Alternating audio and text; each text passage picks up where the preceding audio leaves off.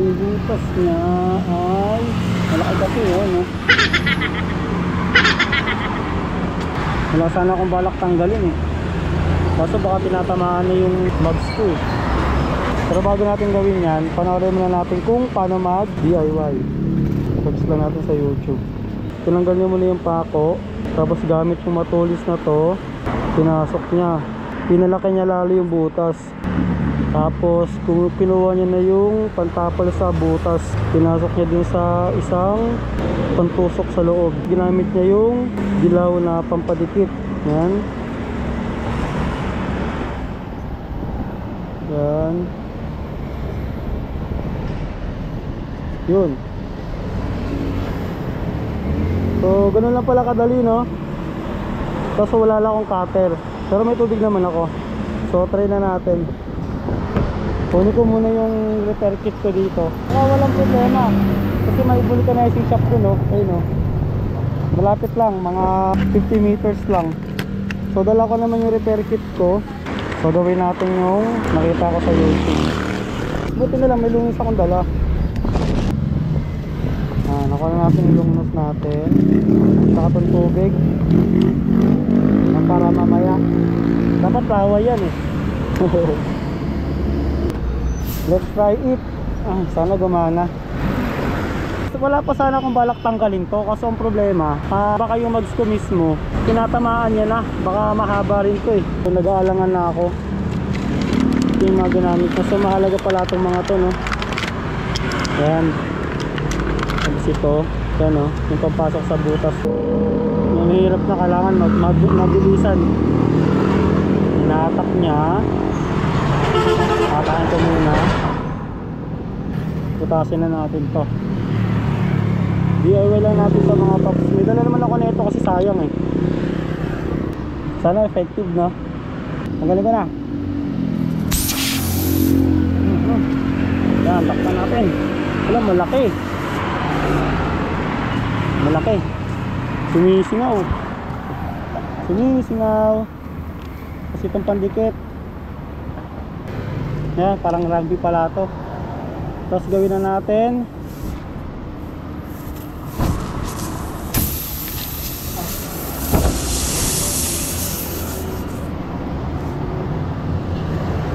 Pasok ka. Yun.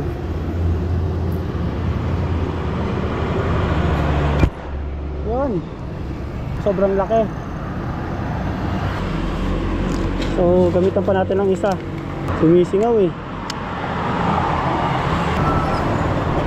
Walang tarisilant, kaya mahalaga may tarisilant eh. Sumisingaw pa rin siya.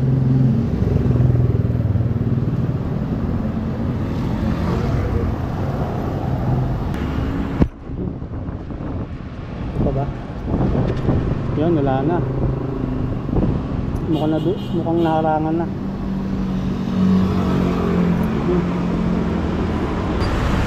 Saka langanin yung butas niya no.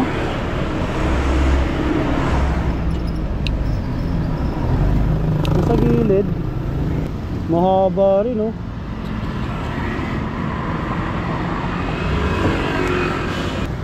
Yan, palibis na yan. Tayo silang talang kulang yan. Pangat na yung yung goma na pantapal dun sa loob ng gulong kasi malambot na sobra oh. Pero kung medyo bago-bago pa to, effective yun eh. Mukhang effective naman. Hindi na sumisingaw. Try kong basahin kung walang sisingaw.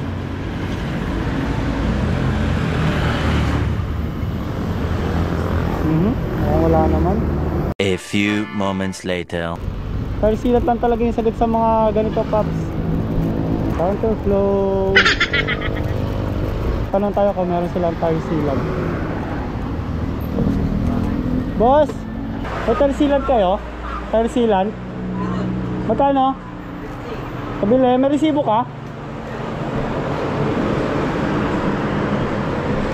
150 pesos tarisilat. Ito sa harap.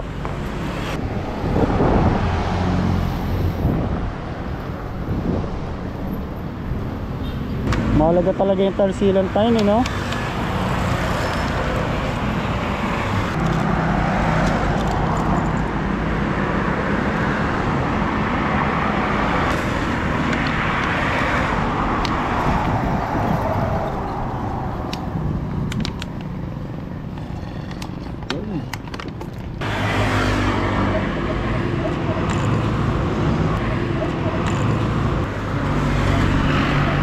Yan guys, may tar sealant na tayo. So safe na yun dun. Gawin lang natin, ikot lang natin to para mapasok na yung butas.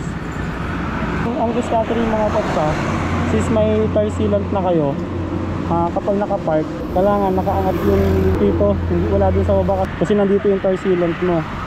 Saka pag nagbomba kayo, pag nagpangin kayo, kailangan nakaangat din yung pito, no?